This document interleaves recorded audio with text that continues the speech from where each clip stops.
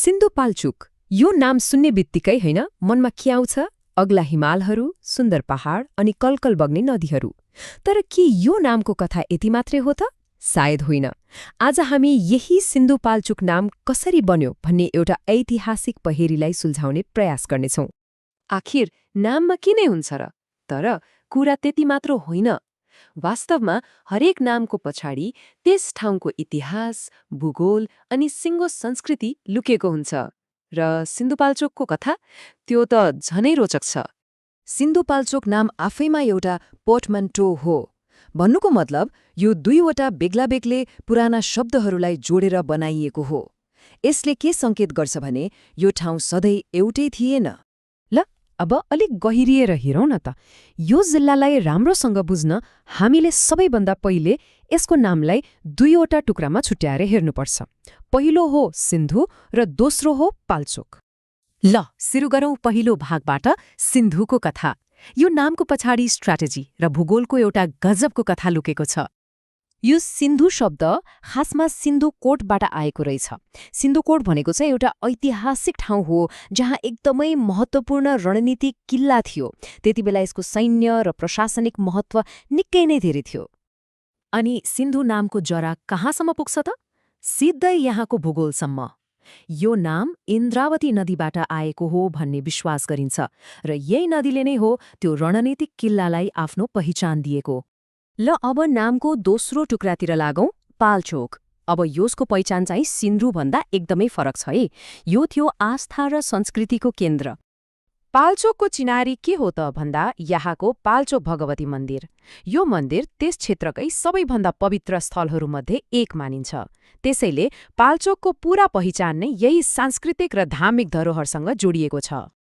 भनेपछि सिन्धुको महत्त्व जहाँ रणनीतिमा थियो, पाल्चोकको महत्त्व चाहिँ आध्यात्मिकता र त्यहाँका स्थानीय पहाडी समुदायको मौलिक सम्पदामा थियो।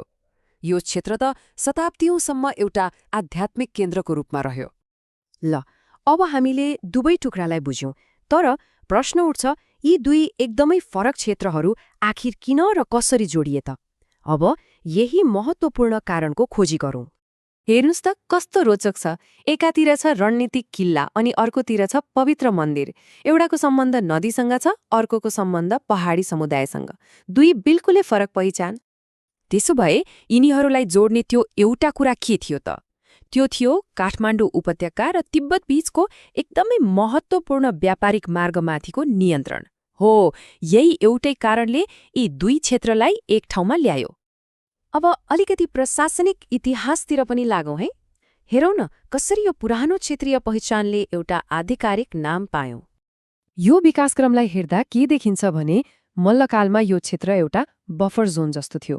पछि शाहकालमा यसलाई थुम भन्ने सासाना स्थानीय एकाइमा बाँडियो र अन्तमा विक्रम सम्वत 2018 सालमा आएर मात्रै यसले एउटा औपचारिक जिल्लाको रूप लियो। अझ मल्लकालको कुरा गर्दा नेपाल एकीकरण हुनुभन्दा पहिले यो ठाउँ काठमाडौँ उपत्यकाका 3 राज्यहरू बीचको एउटा बफर जोन जस्तै थियो।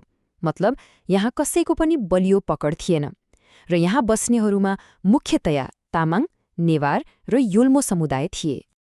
अनि आयो सन् 1962 अर्थात् विक्रम सम्वत 2018। यो वर्ष एकदमै महत्त्वपूर्ण थियो किनभने यही वर्ष देशैभरि प्रशासनिक पुनर्संरचना हुँदा सिन्धुपाल्चोक नामले आधिकारिक मान्यता पायो। अब यो नाम किन छनौट गरियो त? यसको पछाडि पनि एउटा बलियो तर्क छ। त्यो के हो भने यस क्षेत्रका दुई सबैभन्दा शक्तिशाली केन्द्रहरू, एउटा ऐतिहासिक सिन्धुकोट र अर्को धार्मिक पाल्चोक, दुवैलाई सम्मान गर्न यो नाम राखिएको थियो।